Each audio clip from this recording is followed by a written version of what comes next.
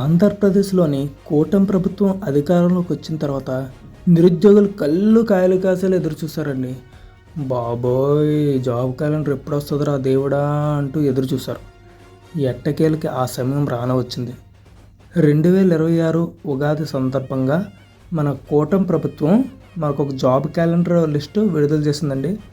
అందులో ఏ ఏ జాబ్స్ ఉన్నాయి, ఎన్నెన్ని పోస్టులు ఉన్నాయి, మనం ఇప్పుడు ముందుకెళ్తూ వీడియోలో చూసుకుందాం. సో ఇదండి ఫైనల్లీ మనకిచ్చిన ప్రభుత్వం జాబ్ క్యాలెండర్. సో ఇందులో చూడండి, మనకి 10,060 ప్రభుత్వ ఉద్యోగాలతో జాబ్ క్యాలెండర్ అన్నాడు. ఇక్కడ నోటిఫికేషన్ తేదీ, విభాగం, పోస్టుల సంఖ్యని ఇచ్చాడు.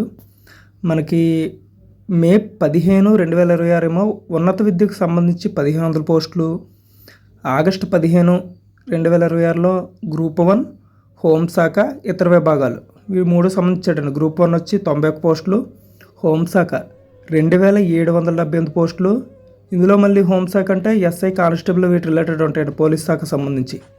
అలాగే నెక్స్ట్ ఇతర భాగాలు, ఇతర శాఖలు ఏమన్నాడు, 928 పోస్టులు.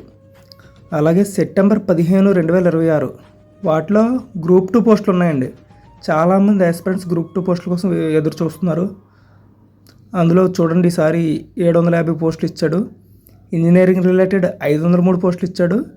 మళ్ళీ దీంట్లో ఇతర శాఖకు వచ్చి 506 పోస్టులు ఇచ్చాడు.